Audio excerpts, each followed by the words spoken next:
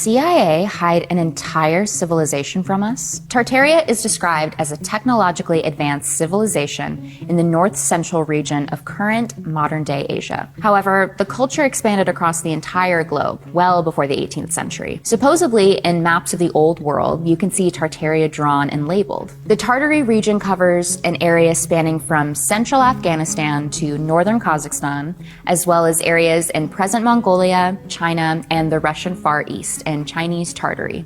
One of the biggest descriptors for this civilization is their incredibly advanced design of buildings. They're known for some of the most intricate, ornate buildings across the globe. In fact, people believe that places like the Taj Mahal, the Great Wall of China, or even the pyramids in Egypt were created by the Tartarians. People think that these structures were far too grand to have been created in their time. For example, in 1908, the Singer Building in Lower Manhattan was completed. It housed a sewing company and stood at 612 feet with a mansard roof, which is used in like Renaissance or Baroque architecture, marble columns, bronze trim, and a large yet delicate spire that was described as select.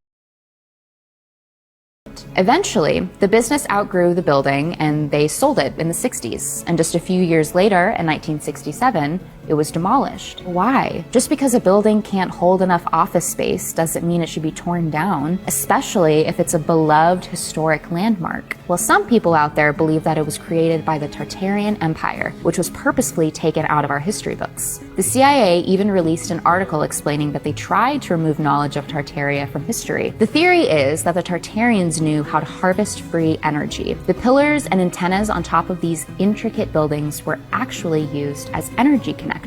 A cavity magnetron is a high-powered vacuum tube that generates microwaves through symmetrical cylinders. But when you look at these magnetrons, they look identical to the stained glass windows you see in all of the cathedrals supposedly built by the Tartarians. When the magnetrons were built, they look exactly like how sound frequency waves in their physical form look. These structures were never meant to hold stained glass. It was added later on so that the controllers would be unable to function. These structures often held church bells, which harnessed the power through the magnetrons. People have conflicting ideas on how the cover-up of Tartarians came to be, but there are two common theories. One is that the culture was taken out by wars that just conveniently fit between the two world wars of the 20th century. But two is that the Tartarians were wiped out in an apocalyptic mud flood covering many of the buildings. In the conspiracy theory, the idea of a mud flood wiped out much of the world and thus old buildings is common, supported by the fact that many buildings across the world have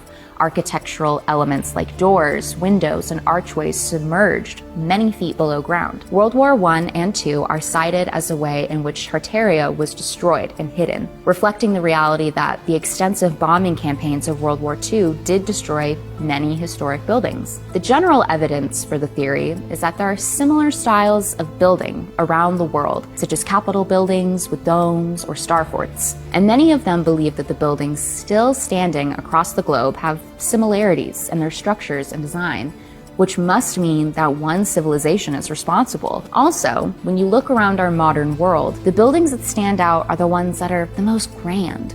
We look at a normal cement block building and we roll our eyes, but we look at the ones built by Tartarians and we're filled with wonder and amazement. The problem with a lot of the people who believe in this theory is that a lot of their timelines and knowledge for historic labor and material costs don't really match up. In an article in Bloomberg, they say this disregard for architecture's true history moves into a wider rejection of how disposably cheap and commodified the culture at large seems to be. As such, one canonical belief of Tartarian aficionados is that the elaborate temporary pavilions built for the late 19th century and early 20th century world fairs were, in fact, Tartarian capital cities.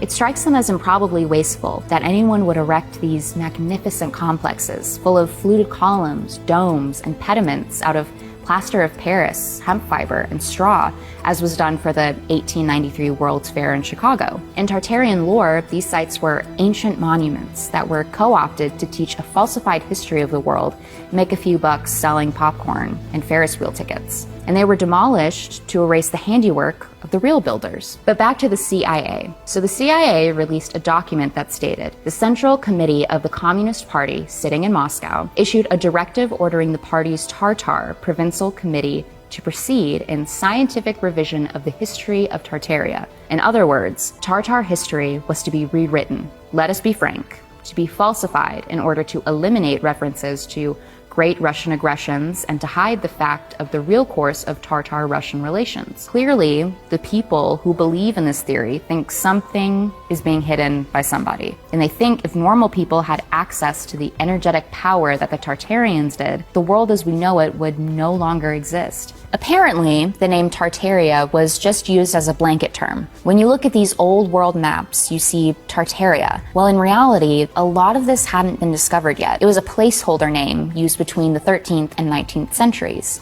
Europeans referred to the area as Tartary because of the devastation caused by the Mongol Empire. The name was derived from Tartarus, the hell-like realm from Greek mythology. At first, Tartary was a blanket name for all of Central, North, and Eastern Asia that European explorers had yet to travel to. As Europeans began to explore further, they began to split Tartary into new areas. Siberia was Great Tartary, the Crimean Khanate was Little Tartary, Manchuria was Chinese Tartary, and Western Central Asia, before becoming Russia, was known as Independent Tartary. These names were eventually replaced in the 19th century by Jesuit missionaries who renamed Chinese Tartary to Manchuria. Tartary might have been a placeholder name, but this region covers central Afghanistan to northern Kazakhstan, as well as areas in present Mongolia, China, and the Russian Far East. After the Europeans journeyed through the large area, the name Tartary stopped being used as much, but it didn't fully stop until well into the 19th century. One of the big problems with this theory is believers of the Tartarian Empire completely ignore that area,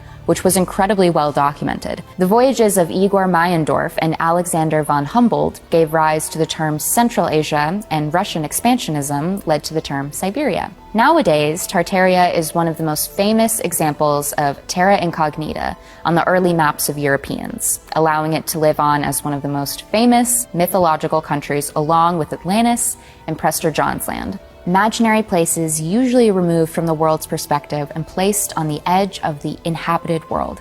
As a geographical concept, Tartaria can be compared with the later concept of the East in European Orientalism.